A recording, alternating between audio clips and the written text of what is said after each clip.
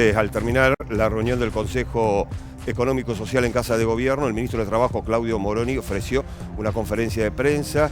Allí formuló anuncios, allí estábamos y esto dijo. En este momento el Ministerio de Salud consideró necesario ampliar ese universo de trabajadores que vamos a dispensar del deber de asistencia a los mayores de 60 años, a las trabajadoras embarazadas y a una serie de trabajadores con determinadas afecciones crónicas que ustedes van a ver en la resolución: enfermedades respiratorias crónicas, enfermedad pulmonar, EPOC, enfisema, enfermedades cardíacas. Van a ver en la resolución una serie de enfermedades en donde a este grupo de trabajadores se los dispensa del deber de asistir al lugar de trabajo. En el caso de los mayores de 60, esta dispensa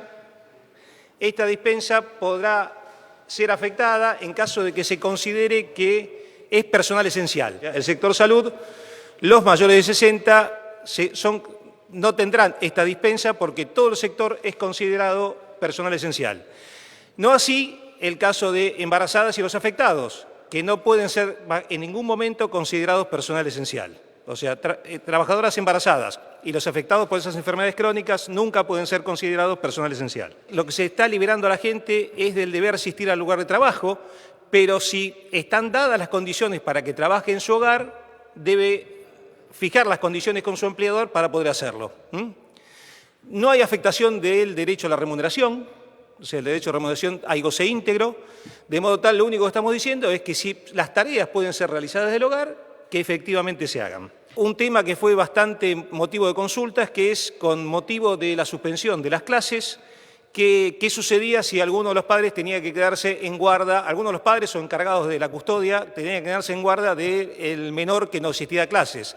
Así que en este caso establecemos que es una ausencia justificada y que lo único que tiene que hacer es comunicar a su empleador los detalles de la situación, o sea, que tiene el hijo menor, que no hay quien lo cuide, etcétera, etcétera. El universo de trabajadores comprendidos en este tipo de medidas es el mismo para el sector privado que para el sector público.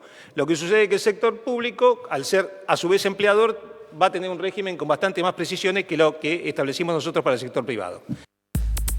Estas son algunas de las medidas que se daban a conocer en las últimas horas, pero para hoy se esperan más vinculadas con el coronavirus. Por eso Verónica Urriola Beita nos anticipaba hace un ratito nada más de qué se trata. Vero, exactamente, Silvia. En principio se sabe que esta pandemia produce efectos económicos mundiales. Obviamente esto también en la Argentina, que ya venía en una situación extremadamente complicada y sensible, sobre todo en lo que tiene que ver con la producción y con el empleo.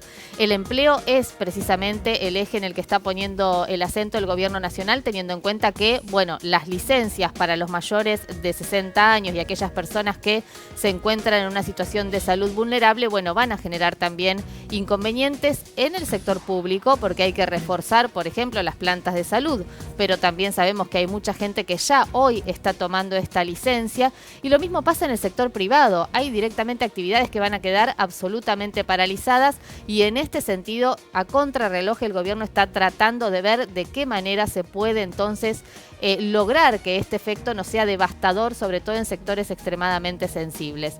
Por otro lado, también los más perjudicados ya desde antes de la pandemia, aquellos que estaban en el marco, incluidos en el marco del plan contra el hambre, la tarjeta alimentar y la asignación universal por hijo. Bueno, para ellos también tendrá que haber una asistencia especial. Todo esto se está definiendo, Pablo, Silvia, en estas horas. Hay que conocer los números, saber en detalle cuál es la situación de cada uno de los sectores y ver de qué modo puede contribuir además la banca pública, el Banco Nación, el Banco Provincia, el Banco de la Ciudad de Buenos Aires, para ver cómo entonces generar un colchón y que esta situación sanitaria, que es grave, no sea también grave para la economía del país.